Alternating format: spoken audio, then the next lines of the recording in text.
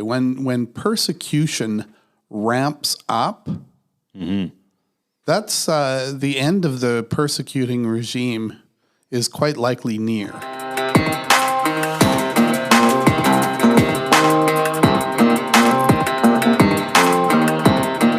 All right. Good morning, everyone. My name is Brad Donovan. Welcome back to the Chinook podcast. I'm here today again with Jamie Souls and with Pastor Nathan Zeckfeld, and we are going to be talking about Exodus chapter 4. Excellent. Which is, this is good stuff. Before we do that, should we have some book reviews and recommendations? What hast thou? I have a book from Douglas Wilson entitled Clean Water, Red Wine, Broken Bread, A Short Invitation to the Christian Faith. Oh. So it's a book basically explaining the gospel and the evangelistic message from the standpoint of the sacraments. So he's giving a welcome to the Christian faith through the pictures of baptism and the Lord's Supper. That's excellent. And he talks about, the basic gospel and invitation to come to Christ. And, it gets pretty deep. So it's definitely a good book for people who are maybe a little bit more intellectual. So, it's fascinating that, of all the rituals that could be made that are representative of a religion, the commonplaceness of the ones that the Lord chose. Yeah, very, very much bread. So. Everybody needs to eat. Wine. That's wine is something that is common to just about every culture. If you want to find something that's safe in any given culture where you go, you try to do the bread and do the wine. You'll be all right. Yeah, exactly. And water. Well, very straightforward. When we talk about like sacramental symbols and such, I often think about we got bread and we got wine. Now, Moses had manna and water from a rock, right? And in the new covenant, we've got bread and wine. And manna is basically just like a type of a bread from heaven. In fact, that's what Jesus calls himself. Yeah, he calls himself bread from heaven. So, in John 5 and 6. So, what was Jesus' first miracle again?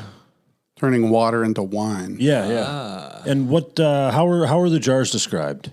They were purification jars. But they were stone. Right. Moses, the character we're talking about today, brought forth water out of a stone. A stone. The stone. In fact, according to Paul in 1 Corinthians 10. It was the rock that followed them. The rock, Christ. Yeah, which makes me ask questions about how this rock was so portable. But when we understand it was Christ, Well, and you see those images of bread and wine all over the Old Testament because you got Melchizedek bringing a feast of bread and wine to Abraham after his defeat of the kings. Yep. Yeah. So anyway, you can find it all over the Bible. Yes. Fantastic. Good stuff. And for my recommendation, I was going to go with a short little work by a fellow named Cyprian. I don't know if I've covered this guy on my book recommendations yet. I'm not sure. I don't think I have. But I've been working through his short work called Unity of the Church. Now, he's got some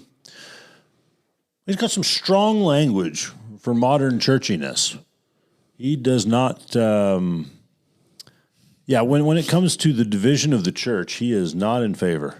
I actually think in some places he might overstate his case slightly, but what he does do is he demonstrates a love for the unity of the church. And I think his attitudes towards the church in this regard are a good counter for modern schismatic tendencies. So there's something. There's quite a few somethings to be gleaned there. He's a rhetorically powerful writer, very enjoyable.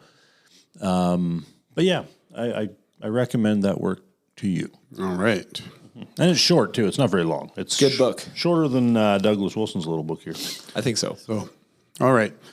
For my book recommendation, I'm going to recommend not an individual book, but a sort of a genre or an author within a genre. When I was a boy, there were Louis L'Amour Westerns all over the place in my house. Yes. And I'm pretty sure I read every one of them at least once. There had to have been 100 of them. Louis L'Amour books. He was a writer of old westerns. Yep. And so you'd track with this guy through all his hardships and trials, and he was usually faster with a gun than his opponent. Yep. And Nobody writes a fist fight like Louis L'Amour. yes, His fist fights are beautiful. yeah. Oh, yeah. Yeah. So, anyways, Usually a lot of dust and sweat. And Yes. yeah, I wanted to bring this one because we in my house we just passed the 10-year mark since our oldest son Judah passed away, and I was remembering that year following that happening. I found myself unable to read. I'd been reading for a long time. I couldn't read books. I couldn't do it. It was just too tiresome, or I don't know what it was. I couldn't read. I couldn't read the Bible for the longest time. Val could read to me. I couldn't do it myself. For a year and a half or so, I didn't read a book after that time. And I knew, I need to get back into reading. And what I was able to do in order to get back into reading was I took a Louis L'Amour book off the shelf and I started reading. Excellent. It's easy. I mean, one of these books, they'll take you 2 hours to read this book. Oh yeah, easy. Right? It's 150 pages of gripping story. Yeah. yeah. Anyways, Louis L'Amour books rescued my ability to read. That's good. Marvelous. So, Yeah. I love Louis L'Amour. I've read almost everything he ever wrote, including his poetry. Yeah. He's good stuff. Does he have a lot of poetry too? Oh yeah, lots. Okay. He's a true Western man. He wrote poetry. He wrote Westerns. Oh yeah. That's good. all right. I love that guy. Excellent. So, Yeah. So here we are at Exodus. Chapter 4, I think we are. We got staffs turning into snakes and then back into staffs again, and lots of weird stuff going on. the weird and the wonderful is on full display. The deep weird. The deep weird. I love it. All right. Yes. So verse 1, then Moses answered, but behold, they will not believe me or listen to my voice. Okay, so Moses, remember, is at the burning bush at Sinai, Yes. and he's in a dialogue with God. Now, so this is sort of like Abraham negotiating with God. Yeah. So we've got... Abe did that too. Yep, he did. So Moses, God just told him, you get back down to Egypt, the king of Egypt will not listen, but go talk to him. And then Moses is like, well, but what about the people? Like, what if they don't listen to me? Last time they ratted me out. Right. Yeah. Yeah. So he said, they will, for behold, they will not believe me or listen to my voice, for they will say, the Lord did not appear to you. All right. So they're going to think I'm crazy. What do I do? I think Moses is trying to get out of this. Yeah, I think so too. And you see that later on. Oh, yeah, He really is trying to get We're running with a theme that goes back to chapter 3, verse 13, where Moses keeps on questioning God. So he says already before, he says, well, you're sending me to these people. What am I supposed to say to them? Yeah. What's So the he keeps message? on grilling God and trying to get a good approach to things. Yeah, he's looking for that out. Yeah. He's like, I don't want this job. So God uses what is at hand. Yes, and Moses is there. What is that in your hand? The Lord says to Moses. It's a staff. Throw it on the ground. So he threw it on the ground, and it became a serpent, and Moses ran from it. Now that's a sensible thing to do. Yes. If you throw a stick on the ground and she turns into a great dragon, run away. Yeah. Yes. But the Lord said to Moses, "Put out your hand and catch it by the tail." That's not a sensible thing to do. No, not at all. One can only imagine this scene. Like, this is not a small little. No. This is not a garter snake. No. No. So he put out his hand and caught it, and it became a staff in his hand. Yeah. Wonder if the snake was as long as the staff. I don't know. Because the staff, you get the idea of a big Yeah, I mean, stick. It's like because he's As tall as shepherding. Moses is, or more. Yeah, he's using it to herd and shepherd animals. Yeah. Yeah. It's probably could be. You know what? If I were to remake this into like a cartoon, I would make it into a much bigger serpent. Oh, yes. Than staff. Oh, yeah. 100%. Totally. Yeah. Okay, so he put out his hand and caught it, and it became a staff in his hand.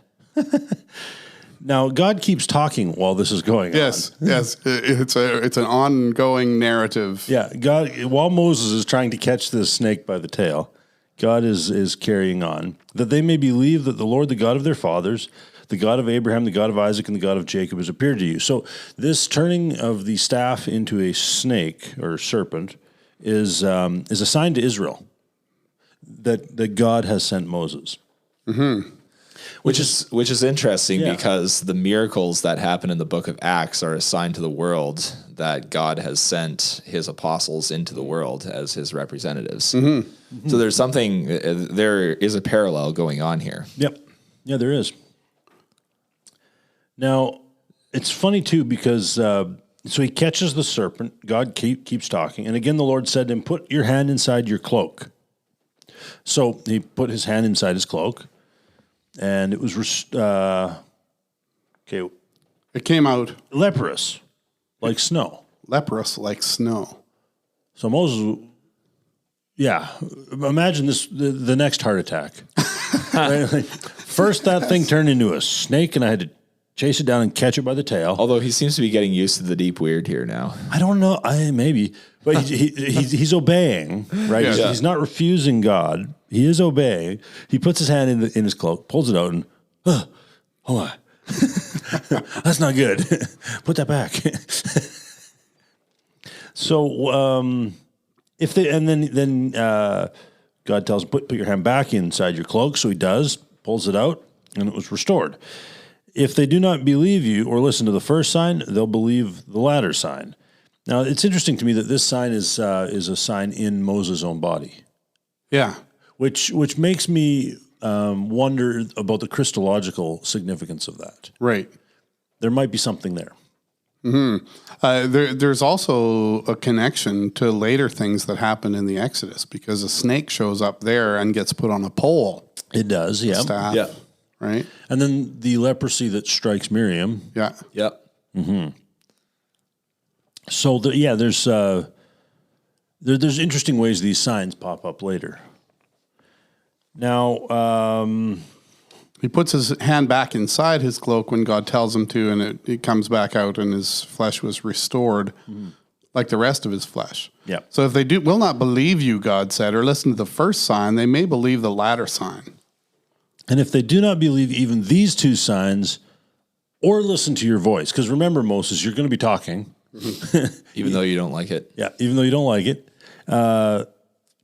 You shall take some water from the Nile, pour it out on the dry ground, and the water that you take from the Nile will become blood on the dry ground.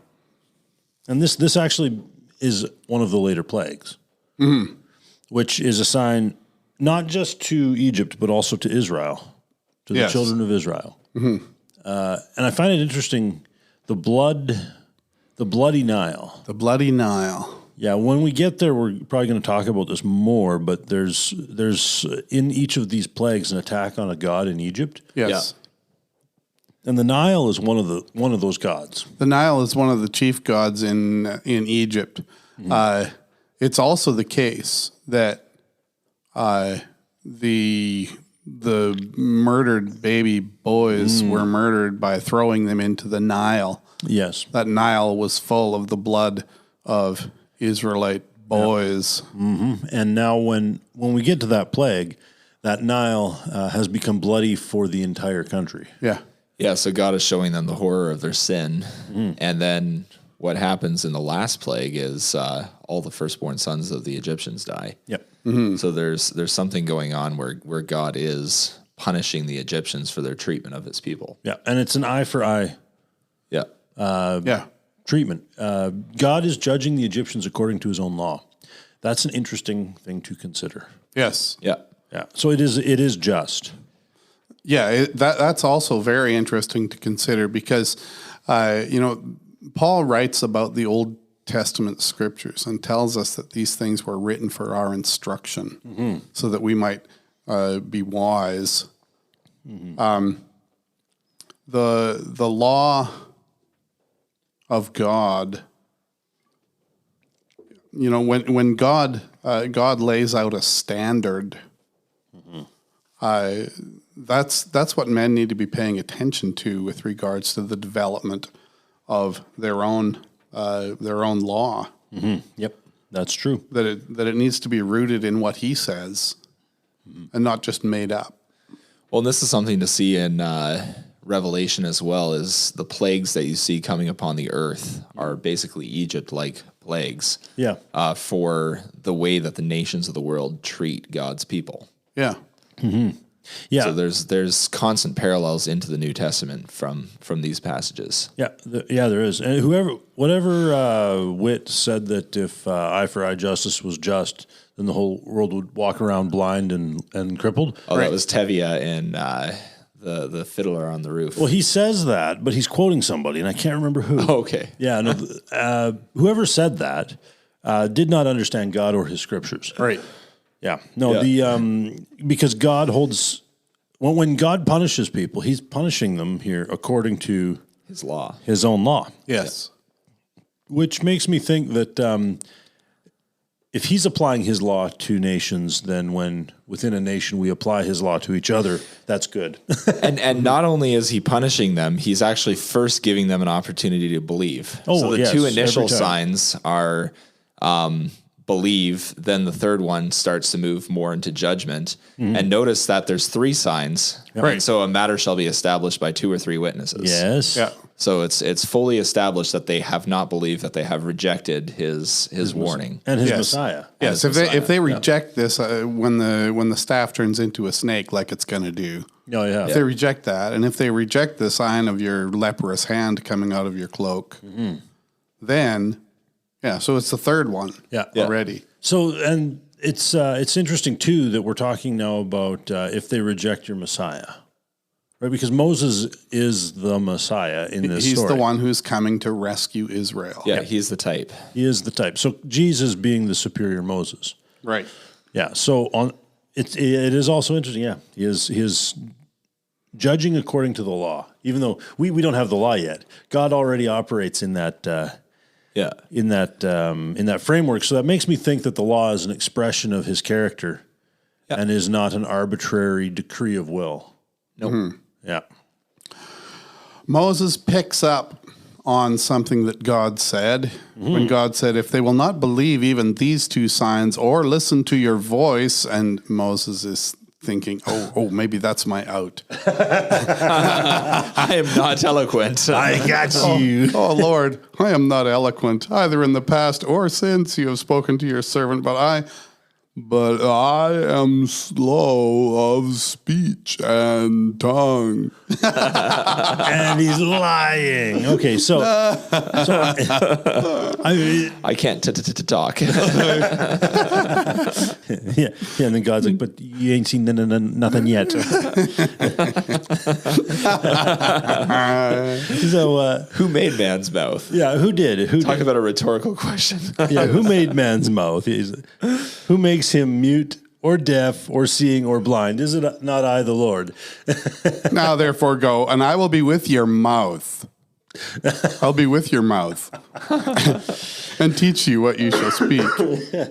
Now, doesn't that sound an awful lot like when Jesus is teaching the disciples? In Matthew 10, I think. In Matthew 10, he said, don't worry when you stand in front of the magistrate what you will say, but it will be given you by the Holy Spirit in that moment. Right? Doesn't this sound an awful lot like that? Yeah. It is a lot like that. Yeah, I wonder why. Yeah, because who's the Lord that's talking to Moses? The same one that made the mouths in both cases. Yeah. Yes. Yeah. Well, and I think that's something for Christians to take comfort in. Like you can spend so much time getting educated, et cetera. But if the Lord doesn't teach you what to speak in the moment, you're not going to know what to say and how to answer people's accusations there. Yeah. Yeah, and when it comes to giving an answer for the hope that is within you, some of the most eloquent answers I've ever heard came out of uneducated mouths. Exactly. Yeah, and it was marvelous. Because the Lord is sovereign over the mouth. He is. Yeah. Did he not make it? Did he not make it? And then Moses. Or mute, or deaf, or seeing, or blind. Yeah. But then Moses, his response in verse 13, but he said, "Oh, my Lord, please send someone else." Okay, so I've run out of excuses. I just don't want to do this. And now God's getting angry. Yes. Then the anger of the Lord was kindled. And remember, the bush is still burning. That's right. Yeah, this is all still in the burning bush scene. Yeah, this is all still in the same scene. So you can imagine the fire getting more fiery. Yeah. Yeah. Oh, yeah. So Moses, as much as initially he recognized the holiness of God, now his own fear is making him somehow not see it. Mm-hmm. Or he's just he's desperately trying to weasel out of the work. That's right. Yeah. Because I think he recognizes, because he's from Egypt. Yes. I think he's recognizing the potential cost. I think so too. He's remembering back. He was raised for this kind of thing, and he remembers back when he was 40 years old down in Egypt, where he thought that he was going to be the deliverer for Egypt, and God took him out to the backside of the desert after that, and he lived there for 40 years, and he thought maybe that dream's gone. Well, maybe he got driven out simply for trying to save his fellow Israelite. Yeah. So I can see the fear. So he probably lost faith in that particular vision. Yeah, but probably. God had not. It makes me think that God looks at a desert and sees a good place to train a leader. Yeah. Yeah, training of leaders tends to happen in the deserts, like David. Yeah, he does. I was Jesus. just remembering something in my own family history. I grew up way out in the sticks. When a lot of my youth, I lived at the back end of a road, 10 miles of gravel and dirt, and our nearest neighbors were about 3 miles away. And I remember having a couple of siblings that went on mission trips, and the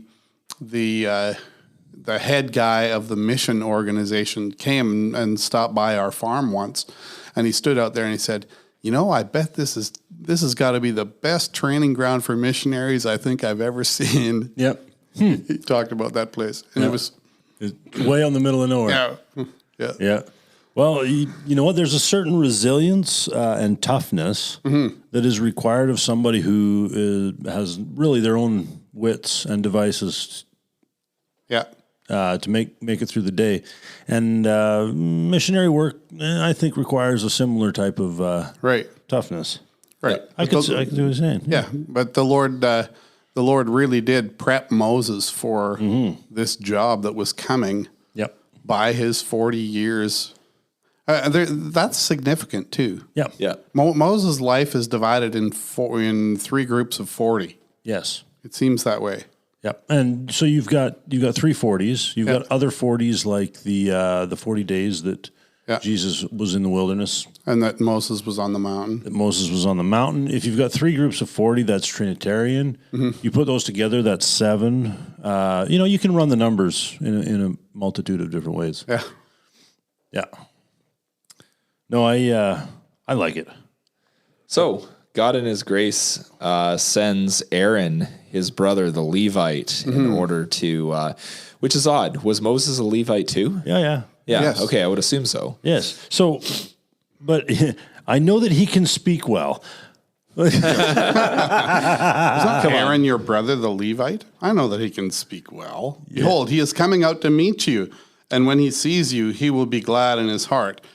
So he's already sent him. He's already sent him before this conversation happened. And Yeah. the thing is we know from this passage that Aaron has already left Egypt and he's on his way out. Yeah. How does Aaron know where Moses is? Who, like, what? Yeah. Well, they So probably how- knew. They probably knew generally where Moses was. Yeah, probably in the general area. The information might have made it home. It's hard to say. But God and his conversation with Aaron Yeah. is not recorded. No. But God has said, I got this guy. He's on his way, by the way. Yes. So Moses. So before Moses ever opens his mouth to argue with the Lord, God has solution. already sent Aaron. Yes. And he's almost there. Yeah. Like Aaron's not that far off. So the Lord has been playing chess. Yes. And poor Moses here is just reading up on the rules of checkers. He's been way outplayed. You shall speak to him and put the words in his mouth, and I will be with your mouth and with his mouth, and will teach you both what to do. He shall speak for you to the people, and he shall be your mouth, and you shall be as God to him. Interesting. Well, and it's interesting because later in verse 27, it says again, the Lord said to Aaron, "Go into the wilderness to meet Moses." So he went and met him at the mountain of God and kissed him. Yeah. So he meets Moses at Sinai. oh yeah, Yeah. yeah, that's a good point. So now the thing is, Moses clearly was not living far from Sinai, because in verse 18 he goes back to Jethro, his father-in-law, and he's like, "Hey, I want your permission." This is an 80-year-old man with his own family saying, "Hey, I want your permission to go."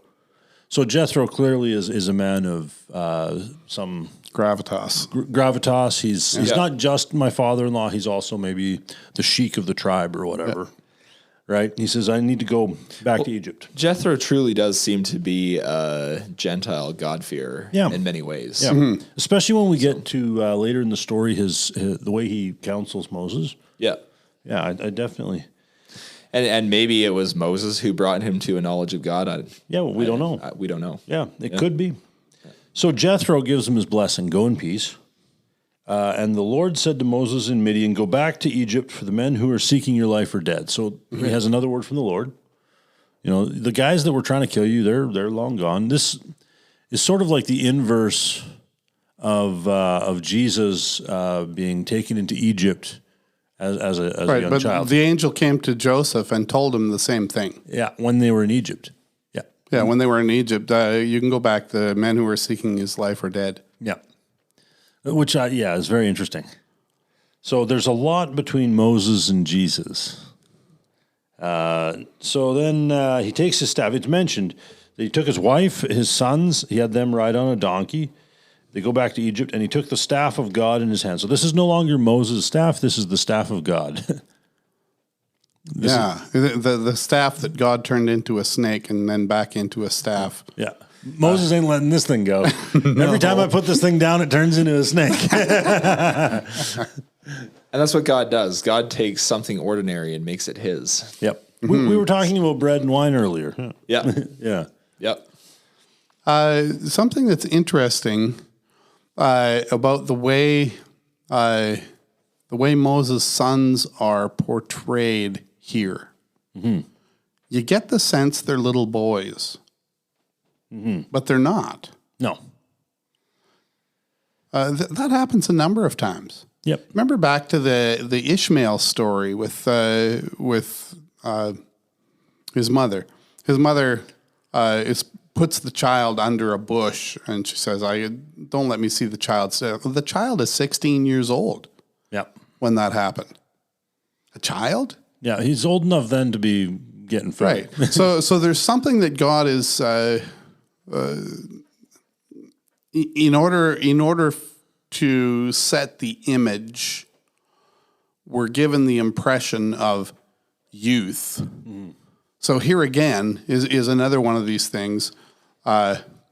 He took his wife and his sons and had them ride on a donkey. I hope they took turns. Hope they took turns. I'm just saying, like your average donkey is not that big. Right. Went back to the land of Egypt, and Moses took the staff of God in his hand. Mm-hmm. Now, there's something I think to be said, just backing up just a hair, talking about Aaron and his relationship to Moses. Mm-hmm. When we get to the plagues, Moses and Aaron go into Pharaoh. Aaron does the speaking. Yeah. I think it's the first 3 plagues. But then all of a sudden Aaron is silent and Moses is speaking. And it's almost like Pharaoh is getting closer and closer to God. Because first, God's message is mediated through Moses and Aaron. Yeah. And then it's just Moses. And the closer Pharaoh gets to God, the more disastrous things become for him. Yes. And I think... Yes, and the Lord fights for them at the crossing of the Red Sea. And he then, fights for Israel. So the Lord, unmediated, meets Pharaoh, and Pharaoh dies. Yes. So this becomes a picture, I think, of God's relationship to the unrepentant. Mm-hmm. You have things that mediate between God's wrath against your sin and you, and then after a while, judgment. Mm-hmm. And then there's nothing between you and the wrath of God. Nothing at all. I think that there's something in this, this Aaron shall be your mouth and you shall be as God to him. I think that's part of what's going on there too. Mm-hmm. Yeah, the closer that Pharaoh gets to God, the further he gets from repentance. That's another thing too. Mm-hmm. So in verse 21, chapter 4, we get 3 verses where God it's like he's coaching Moses along the way and telling him what's going to happen. Mm-hmm. No response from Moses on these things. Yeah, and then it moves into the place at the story of the lodging place on the way. Where God seeks to put Moses to death. Or is it Moses? Is it Moses or is it the son? I think it's Gershom. At a lodging place on the way, the Lord met him and sought to put him to death. Then Zipporah took a flint and cut off her son's foreskin and touched Moses' feet with it and said, "Surely you are a bridegroom of blood to me." Right. So he let him alone. Okay, so what? And it was then that she said, "A bridegroom of blood," because of the circumcision. Yeah. So what's going on here? Well, so I think you see the significance of circumcision as a covenantal sign. Obviously, her son had not been circumcised in spite of God's command in Genesis 17, right, to use that as a sign of the covenant. Mm-hmm. So there's something significant going on there. Yeah. So we've got. I was reading someone. Or no, I was listening to somebody talk, and it might have been the Theophilus guys. Yeah, I think so. And they were mentioning that because you mentioned earlier that Moses' sons are not children; they're men. Yeah. The bridegroom, you are a bridegroom of blood to me, was said by Zipporah to Gershom. That was the argument that one of the guys on the Theophilus podcast was making. Okay. And I think it's because there's some ambiguity in the original text. Mm-hmm.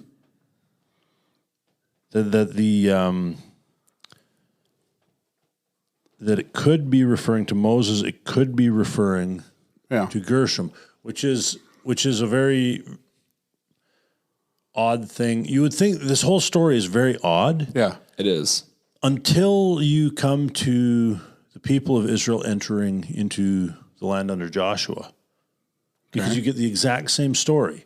The entire nation has not been circumcised, and they're about to enter into the great work of the Lord, and so the entire nation has to be circumcised. And made holy. And they spend 3 days sitting there in front of the walls of the enemy city, completely unable to do anything. Which is pretty rough. Yeah. So I think that... So Israel becomes, as it were, a bridegroom of blood. I think that there's a connection here. Yeah, I remember listening to James Jordan on this, and his...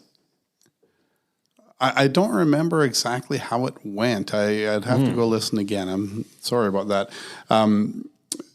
But he doesn't take this to be a spat between Zipporah and Moses. No. He perceives this as some other thing going on. Because why does she touch his feet with the foreskin? Yeah. That actually seems to be a sign of weirdly a sign of respect. Well, it's almost like an offering. Yeah. Well, there's a feet thing that goes on in the Bible too. Yes, there is. Uncovering the feet or things like that. Yeah, uncovering the feet in Ruth has to do with the marriage proposal. Yeah. Uncovering the feet in the Eglon situation has to do with his death. Yeah. And circumcision is a type of a death, a cutting off of the old man. You also have there's chopping off foreskins is also wedding imagery when you look at the story of David. Yes. He just shows up with a 5-gallon pail full of them and then counts them out one by one. Yes. I mean, like, not 100, 200. Yeah, Here. I doubled it. And Saul's just sitting there like, oh, man, how do we dispose of these things? Yeah. Verify that count. I don't want to be cheated. Imagine the poor scrutineer on that one. Anyway. Horrible. Yeah, so there's something going on here. This is not, like you said, this is not just a spat between Zipporah and Moses. Yeah. There's something deeper going on here. There is. The Lord intended to put him to death, and that's another question: is who is the him? Is it Moses or Zipporah? Right. Or you Gershom. Gershom. Yeah. Gershom, the oldest son. And why would it just be the oldest son? Yeah. Because you already have... He's got two, right? Yeah, he does. You already have a bit of a theme going on there in verse 22 and 23. Israel is my firstborn son, and I say to you, let my son go that he may serve me. And then he comes, if you refuse to let him go, behold, I will kill your firstborn son. And then he goes, and then we have that episode. Yeah, yes. I think that by having Gershom circumcised, Gershom is being identified, obviously, with the promise God made to Abraham. Yeah. And he had not been circumcised up to this point, obviously. This is a one-time thing. If you refuse to let him go, behold, I will kill your firstborn son. So God is giving him a graphic lesson. Very. He's saying, this is the words that I want you to speak to Pharaoh regarding my son. Oh, by the way, in the law, God claims the firstborn. That Gershom is the Lord's, and Moses hasn't handed him over yet. And I think there's something there. Yeah, I think you could be right. And Zipporah does rightly. Poor Gershom. Yes. She should have been circumcised all along. Yes. But I think that's what's going on. But the Lord was satisfied with this blood. Yeah. Yeah, that's an interesting story. It is. It's very interesting. I still haven't fathomed it. No, there's deep waters here. Well, we see salvation through blood happening. Yep. And which is directly centered on Christ. Yep. Yeah, and when we get to the blood on the door of the Passover, that's also that is directly for the salvation of the firstborn. Yeah. So it's a very similar thing that's going on here. But I think really one of the things that may be at play here is that Moses had not tithed Gershom, as it were. And the Lord came for that tithe. If you don't give me my son, I will take my son. Right. Which is the same thing he's saying to Egypt. Exactly. So as for the prophet, so for... Yeah. You can't just say and not do, O prophet. Yeah. So then the Lord's speaking to Aaron. So this is now the Lord and his conversation with Aaron. Go into the wilderness to meet Moses. So that's what he's told. Yes. So chronologically, we're out of order. We're a little bit out of order. We're just stepping back in the story where God speaks to Aaron, because it's going to take Aaron a while to walk out that far. Because it is a good ways. You know, if Moses at Sinai was really in Arabia, that's the far side of the Gulf of Aqaba, Yep. which is across the Sinai desert Yeah, that's in order to get there. a good walk. It's a ways. Yeah, It's a long ways. and it's desert. Unless you know how to navigate in a desert, that's a thirsty walk. So the Lord told Aaron, go into the wilderness to meet Moses. Maybe he gave him more instruction and said, okay, well, take a left there and take a right It's there. possible, yeah. Yeah. Maybe. Maybe. And he shows up. So Aaron is a man of faith. Here Yeah. he is. He, by himself. Yeah. He's an old man. He's over 80. Yeah. He's 83. Just wanders off. Goes out and meets Moses at the mountain of God. So he comes all the way to Sinai. Yep. Aaron does. And kissed And he him. kisses him. That sounds like Esau and Jacob. Just It's without, been 40 years since they've seen one another, yeah. these brothers. That's a long time. Moses. And then Moses told Aaron all the words of God with which he had sent him to speak. So Moses does what God told him to do. Yeah. He tells him everything, and the signs that he'd been given, and then they went together and gathered together all the elders of the people of Israel. So they had to trek across the Sinai Again. wilderness back toward Egypt. So then Aaron spoke all the words that the Lord had spoken to Moses and did the signs in the sight of the people, and the people believed. We're not told how many of the signs were required, Right. but there were a lot of people, so they probably had to travel around and give these signs more than once. I can't imagine that they had television. Right. Yeah, Moses was no televangelist. Yeah. Now, I mean, if Egyptians really were aliens, then maybe they had satellite TV. I don't know. I'm just making fun of all those people. So these people believe. They bowed their heads and worshipped. So the first thing that these people do when they believe is worship. That's not insignificant. So Moses has done the most important thing, and that's win the people, the people of Israel. Yep. At least in theory. Yeah. It's a start. Yes. At least in theory, they're with him. They've bowed their heads and worshipped. Yes. So that's an act of Yes. You see why I say that. Yeah. In the story following. Yeah, That's right, the story following it. Yeah. Right. It's tenuous. Because, well, okay, he's come to deliver us from Egypt. Well, okay. Why is it getting harder? Why is it getting harder for us? He takes the lead, and right away there's a crisis. Yes. So, and this is maybe a leadership lesson. That when you take the lead, you're going into crisis. Yeah, and something is going to happen to test that Yes. Yeah. So- Many things. leadership. So, chapter 5. Let's talk about chapter 5. We're 43 minutes in. Let's Okay. yeah. Yeah. We'll give it a good college try. Let's give it a go. So afterwards, they meet with the people. They worship.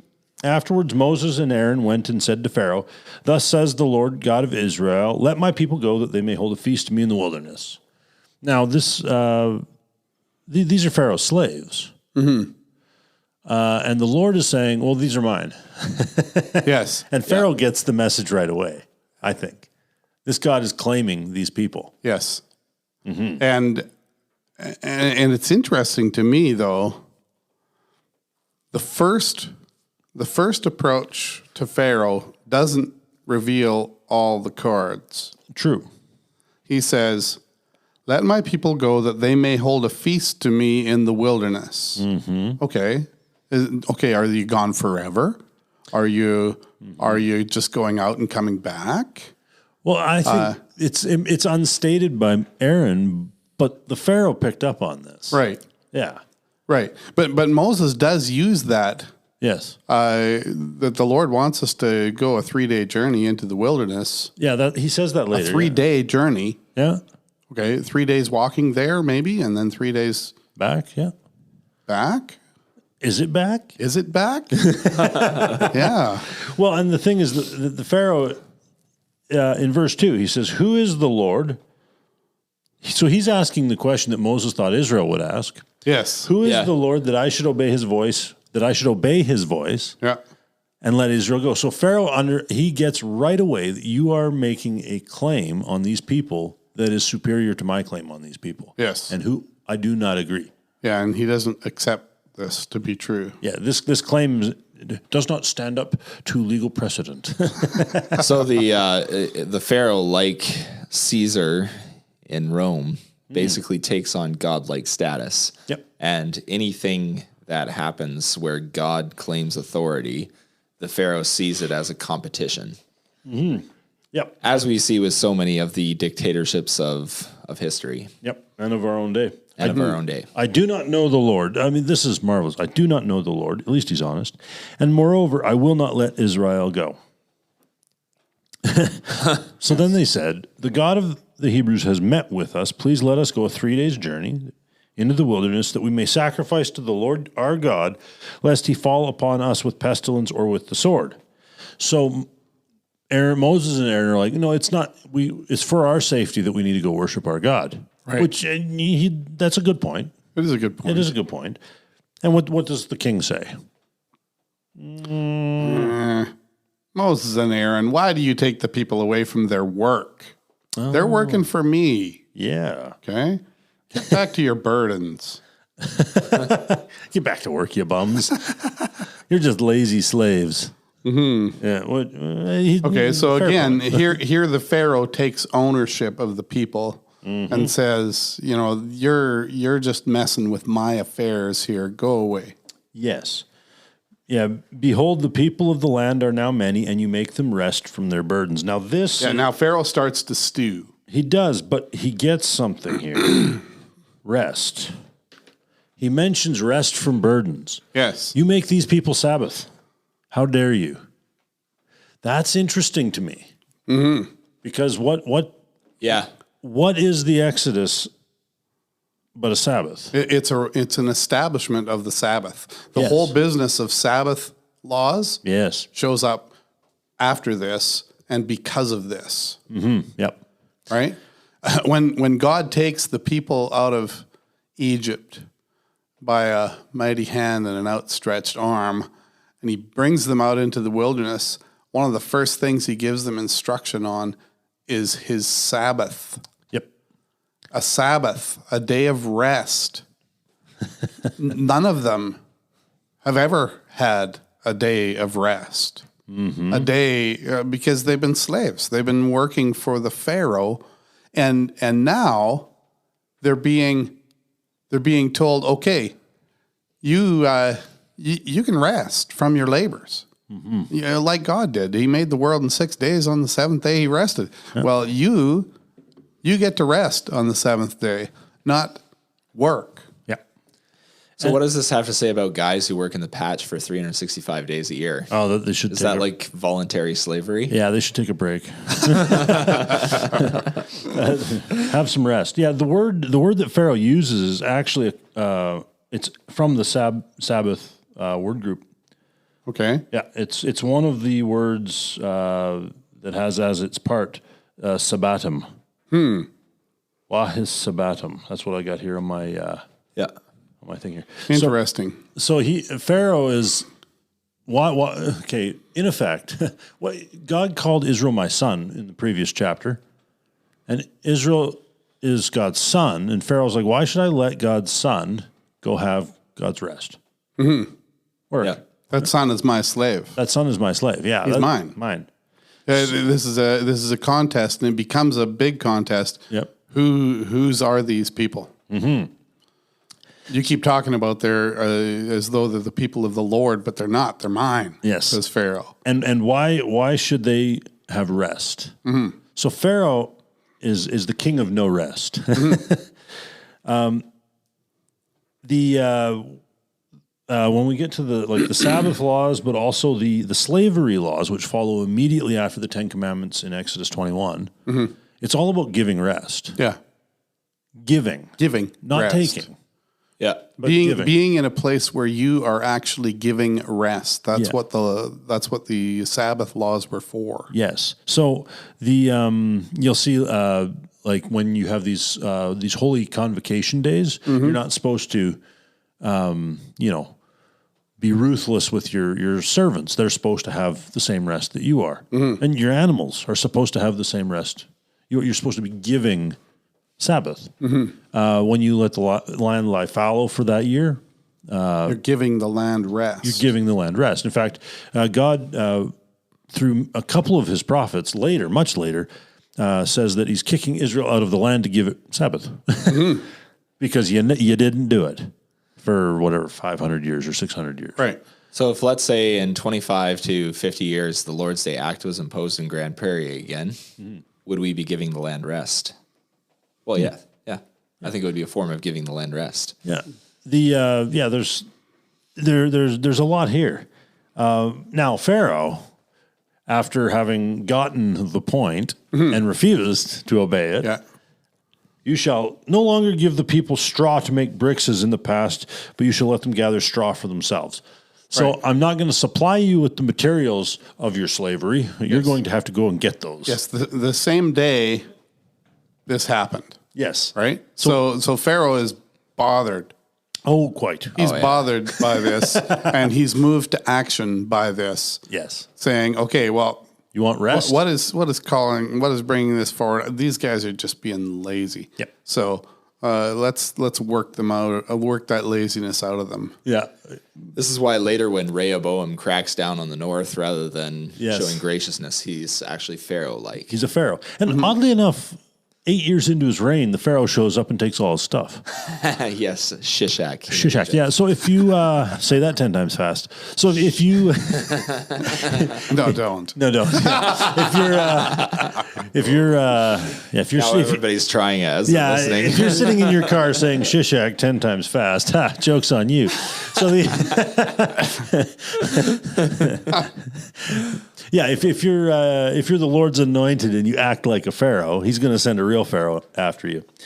Just a thing. But yeah, you've got the this increase of the burden. So the Pharaoh commanded the taskmasters of the people and their foremen. The foremen were Hebrews, Yes, right? which I find interesting. Mm-hmm. In many ways, slavery is self-regulated.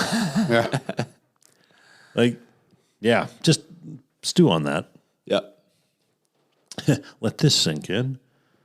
Now, by the way, you got to make the same amount of bricks. Yeah.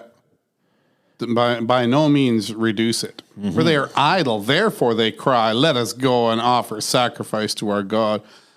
Therefore they cry, let us go and offer sacrifice. Those people want to worship. What a bunch of lazy bums. Yeah, it seems to me that if I'm actually being lazy, worship isn't what I want to do. You just want to sit on your bum. Yeah, worship is like the opposite of laziness. Yeah. But if I'm working, coming into the house of the Lord with his people to worship is one of the sweetest things. Yeah. Like, that's my own experience. I don't know. It's biblical rest. Yeah. Like, what's today? Today's Friday? Yeah, so we're recording on a Friday, which means that the Lord's Day is in a couple days. And I've had a really busy week. I'm looking forward to Sunday. And I've got more busyness today, and I've got more busyness tomorrow, right? Yeah. Yep. But on the Lord's Day, into the house of the Lord. Yeah. Yeah. We enjoy God. Yeah, and what could be better? So, All right. The bad news gets delivered. Yes. In verse 10, the taskmasters and the foremen of the people went out and said to the people, thus says Pharaoh, I will not give you straw. Go and get straw yourselves, wherever you can find it, but your work will not be reduced in the least. so the people were scattered throughout Egypt. Yes, the people who just the other day said, oh, great, the Lord has come to deliver us. Mm-hmm. And almost instantly, It doesn't look like it. no, it looks like deeper slavery. And it says that the people were scattered Yeah. throughout. They had to go gather stubble. Yeah. So, for straw. yeah. Now my work is harder. I gotta travel. Ugh, I gotta travel for work. Ugh. And this is back before you could like phone your wife and be like, "Hey, honey, I'm checked into my hotel, and the business meetings were okay. How are the kids?" Like you couldn't do that. And then the foremen of the people of Israel were beaten. And why have you not done all your task of making bricks today and yesterday as in the past? So these guys, they go out the one day, and they're like, "Hey, work's doubled." Sorry. And then the next day, they get hauled in and beaten. Yeah. Moses and Aaron are not beaten. No. The Pharaoh's very clever. Yeah. I think he knows well how to deal with slaves. Yes, he does. These agitators, Moses and Aaron, they need to be shown to these people as being elitist And powerless. power, and they're actually against you. They're not for you. Doesn't this remind you of a lot of COVID? Yeah. Where the ordinary common folk were abused and beaten, and then those of us who said, "Hey, this is all wrong." Oh no, it's your fault. Yeah, Yeah. This is very similar. it's very similar. Very similar. Well, the pastors kept on getting their paychecks, but most of their people were not. Yeah, this is a true thing. Or many of their people were not. Yeah. No, those of us who didn't take the vax, it was our fault. Yeah, That the whole that nation. grandma was dying. That was our fault. Yeah, that the whole nation was under the threat of death. It was my fault because I didn't take your experimental nonsense. Yeah, no, this sounds to me like we are slaves under the thumb of a pharaoh. So, oh, Canadian Christian, you are a slave under the thumb of Pharaoh. How? But you're free in Christ. How did these slaves get free? Yeah, Live as people who are free. in Christ. Yeah. And then the foreman of the people of Israel came and cried to Pharaoh. So they're like, "Oh, Pharaoh," quivering lip. Why do you treat your servants like this? Why are you so bad? Why are you being mean? Anyway, if I put myself in Pharaoh's shoes, I got no sympathy. So maybe that's why I shouldn't put myself in Pharaoh's shoes. So no straw is given to your servants, yet they say to us, "Make bricks," and behold, your servants are beaten, but the fault is in your own people. But he said, "You are idle, you are idle. You're lazy, you're lazy. Lazy, lazy, lazy. This is why you say, let us go and bums. sacrifice to the Lord." Go now and work. So Pharaoh is just doubling down. Yeah. These foremen, this is interesting to me. These foremen are negotiating with Pharaoh, but they're not talking yet to Moses.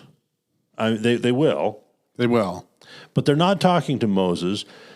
They're not communicating with the Lord at all. They are cut off from that.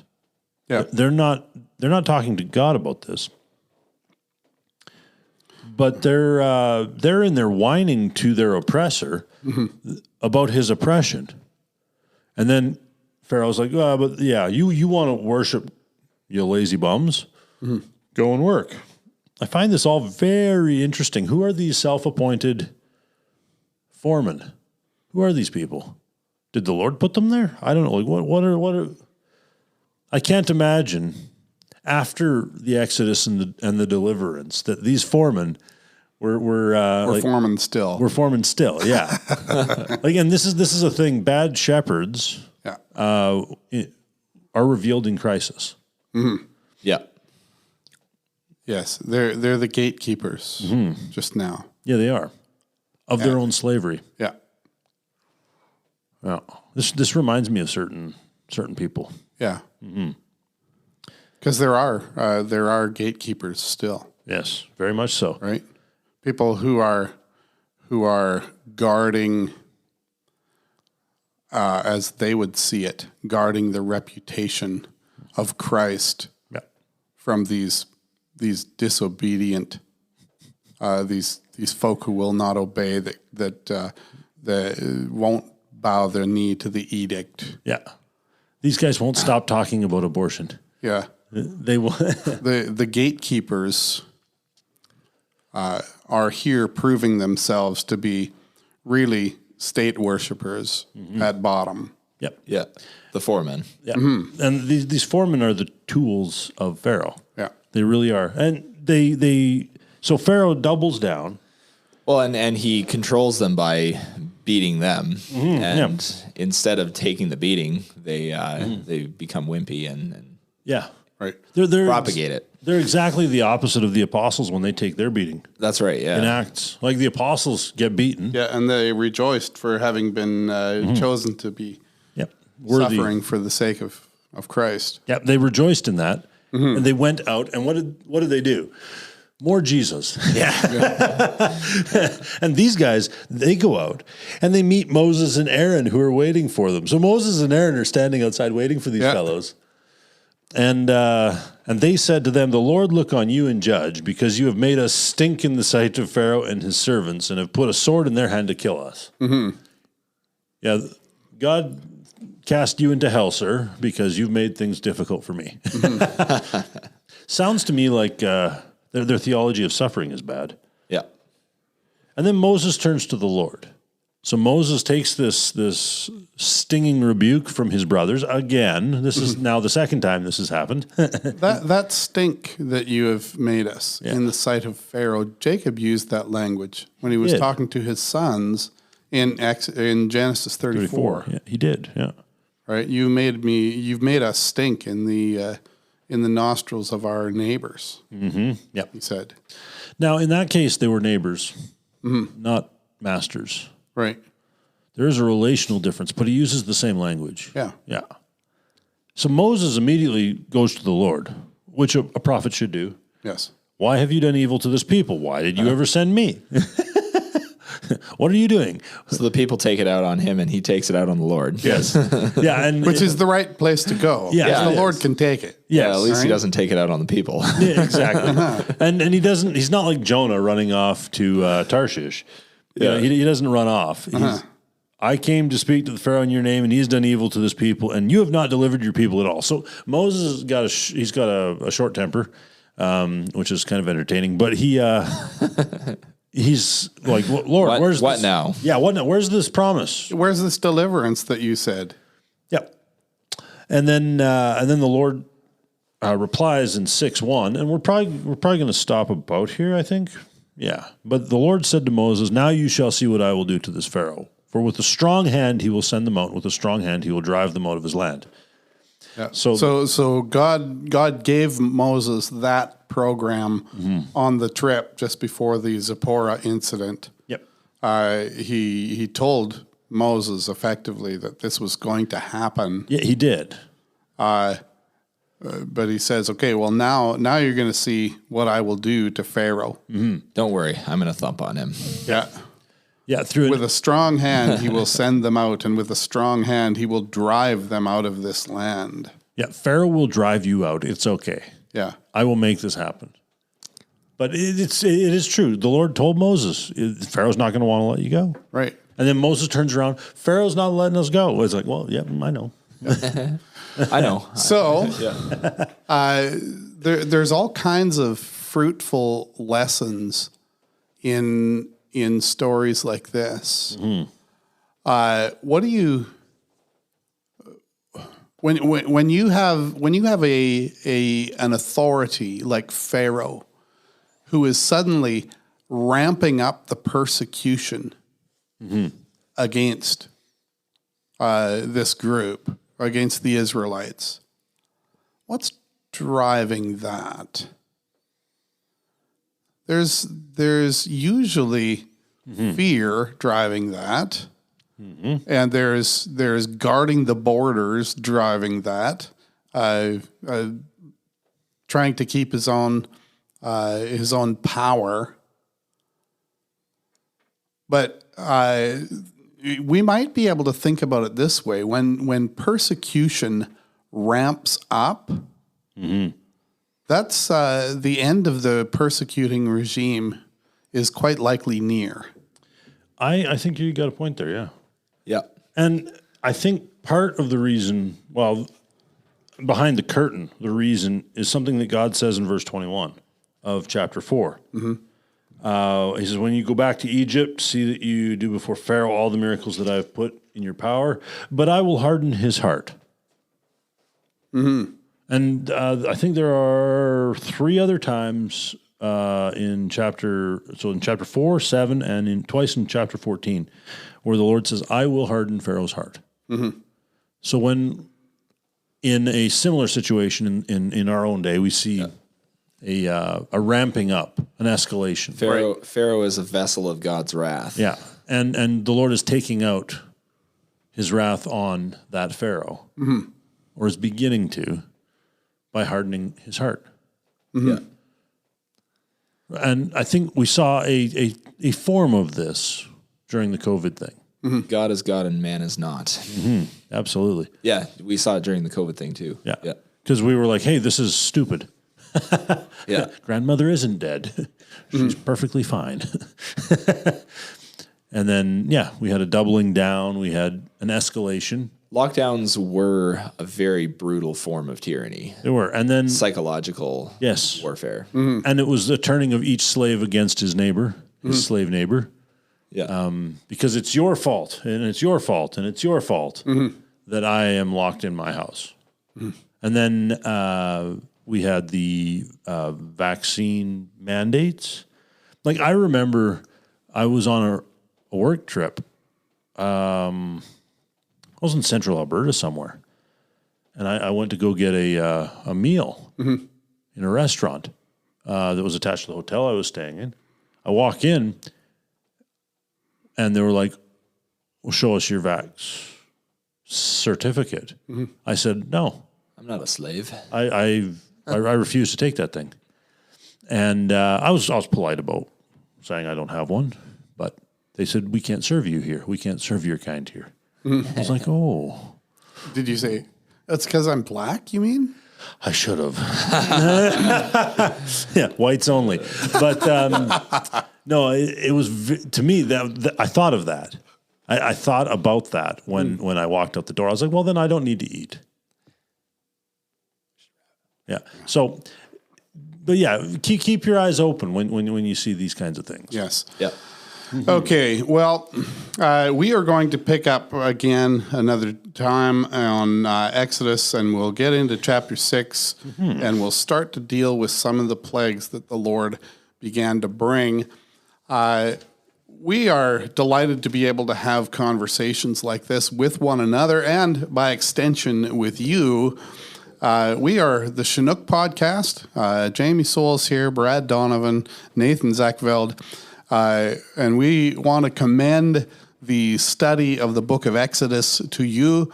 We are going to, Lord willing, walk through a bunch of the books of the Bible in this way. And so we want to commend these things to you. If you're new to the Chinook Podcast, by all means, hit that subscribe button. Join us, and we will continue to have a good time as we're walking through the scriptures. So we ask the Lord's blessing upon all of you. We ask that He would undertake for you in every good way and grow you up in Christ. And blessings to you all.